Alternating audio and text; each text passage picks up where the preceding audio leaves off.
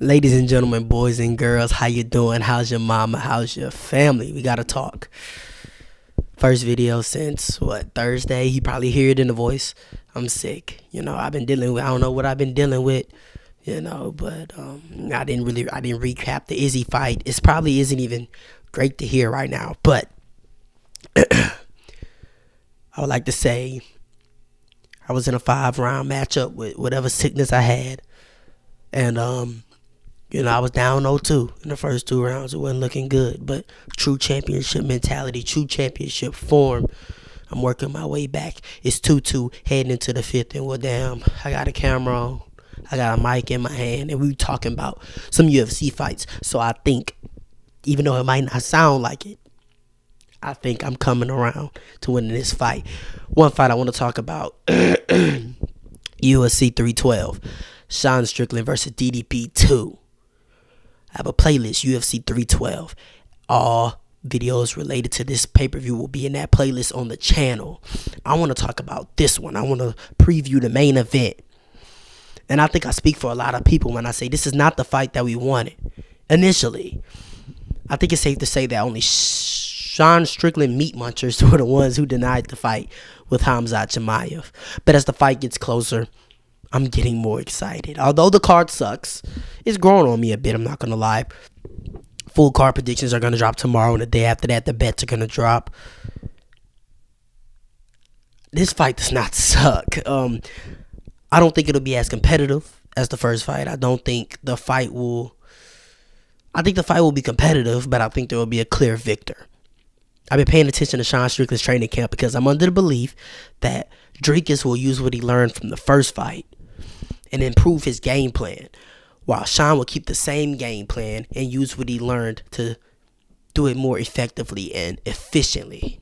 What I mean is, I think Dricus will see the holes in Sean Strickland's defense. His defense is some of the best, but there are holes. Strickland keeps his hands high, deflects shots to the head using that shell, turns or raises his leg to check kicks. And you might be thinking about that shell, thinking to yourself, he uses his elbows and his forearm to protect the body. You're partially correct. But when it comes to boxing, Sean protects everything. But it's the kicks that you got to worry about if you're a Sean Strickland fan. When his opponent throws a kick that isn't low, he automatically protects the head. He auto-blocks head, and he leaves his body exposed. That is something I expect DDP and his great game planning coaches to be able to see. Body kicks. You got to blast the body kicks over and over and over again. Sean would not decide. He would not decide to just keep eating those body kicks. No one could just decide to eat body kicks from a man like DDP if he decides to spam them. And we know if something's working, DDP will spam it until it doesn't work anymore. Another problem with Sean's guard is his stance. His stance is completely straight up while his hands are high. This is something DDP caught on to in the latter rounds of their first fight, and it led to him ultimately becoming champion of the world. When DDP blitzed in with his straight, Sean would defend and lean backwards, and it led to perfect takedown entries time after time after time that Sean Strickland utterly just couldn't stop. Now, Sean doesn't really worry about defending takedowns too much because he knows he's extremely hard to hold down anyways. If DDP doesn't wait until rounds 3, 4, and 5 to start using this wrestling in this up-and-coming fight this weekend, and he decides to implement this in his game plan early, I believe Sean is going to wish he cared a whole lot more. Even if DDP isn't getting much control time, he's eating away at Sean's gas tank much earlier, and he's scoring. In those striking matches, come forward pressure and takedowns tend to be the difference maker to the judges. Sean slowed down in the 3rd round of the first fight, and from there on, it was clear who the fresher man was. Now, the reason I believe Sean won't really implement new things and new concepts into his game plan is because I don't think he can fight any other way than how he fights and be successful. His stance doesn't allow a wide variety of kicks.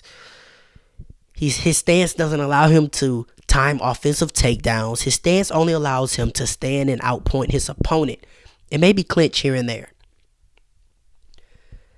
Sean cannot afford to come out and be the same fighter he was in the first fight. I think he'd get ran through. There are two things I've talked about with Sean Strickland that can make him even more of a problem to deal with. Although it's well known on the channel by now, if you're new, I cannot stand Sean Strickland. Whether it's his fighting style, his unwillingness to go forward and finish opponents, his weak and brittle mindset, the headbutt, which was caught, the cut that was caused by a headbutt was really caused by a right hand, and he's still pushing that narrative. The fact that his ignorance just worries me. I know he's a huge problem to deal with in the octagon. If you're not world class or on point, he will turn you into a fool. Two things I feel like will make him a nightmare: higher punching volume, and even though I hate them, more teep kicks. He threw more teep kicks against Paulo Costa than I ever seen him throw. So I think he realized going away from them in the first fight with DDP was a huge factor. Sean's in round 1 and 2 was pumping that jab, landing his teeps. And DDP couldn't get near Sean. Even though DDP builds on in fights, it will eventually start to get inside and connect with his opponents anyways. That's just what he does. Those teep kicks were a huge factor. And I believe he threw his last teep in like the 3rd round and didn't throw any more after that. That's a huge difference from the amount that he threw at Paulo Costa. He was throwing them things at the end of every combination. He was starting combinations with them. If it wasn't a combination, he was just throwing a teep. Sean would strike, land, and score. And the minute Paulo would try to strike, land, and score, he was met with a teep kick. His teeps more like push kicks. He uses the bottom of his feet to really push his opponent away rather than using the toes to dig into the body. And that was ultimately to keep his opponent away. I'm sorry, guys. I'm trying to get through these videos, but we trying to shake back. I think the only adjustment Sean makes is to stand his ground more firmly. Maybe raise his volume of teeps. I think that's the adjustment he's going to make. He's going to realize, okay, once I let DDP start rolling forward, that's where the problems arise. So we're going to use our teep kicks to stop that. And if you ask me, that's just not enough. It's just not enough. It's just not enough. I think the only adjustment Sean makes is to throw those more teeps. And like I said, it's just not enough. DDP is more than likely going to wrestle and use his kicks to wear Strickland down early. Because having success with your hands in a fight with Sean Strickland early is damn near impossible unless you're pull time.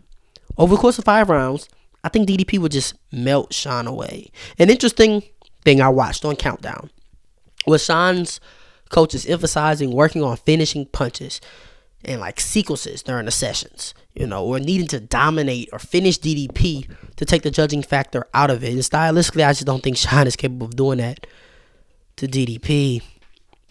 I'm not totally dismissing Sean's chances of winning, but if he does, he's going to need another close battle like the first fight with bigger moments and in his favor to edge out a decision. I don't think there's anyone who realistically thinks Sean could finish DDP, but I find that emphasis from his coach very, very interesting. He wants Sean to go out there with the mindset, we need to finish this guy, get this guy out of here. Anyways, I do think DDP can wear him down and finish him similar to what he did with Izzy, but I am going to pick DDP to beat Sean Strickland by decision, 49-46. I think Sean Strickland's stance in a matchup like this, I think the more tape there is on there, because he's so defensively sound, he's so good defensively, you have to study and you have to see, okay, there's not a lot of openings, but no fighter's perfect. There has to be openings, and you got to attack Sean Strickland's stance. You got to work his body. You got to get on his hips, make him have to worry about takedowns. And that's how you're going to wear on him. And we saw in that first fight, it was back and forth war, but Sean Strickland could not keep up with the pace of Dricus du Plessis. So, I'm picking Dricus du Plessis. I think he's going to win in even more convincing fashion than he did the first fight, and still middleweight champion of the world. Dricus du Plessis. Like, comment, subscribe, share this to somebody. This isn't my real voice. We're going to shake back as the week goes on. Share this to somebody I know they enjoy it just like you did. Help out the algorithm. Share me. Don't be stingy. Till next time, I love y'all. You ain't got to go home, but you got to get up out of here, man. Yeet.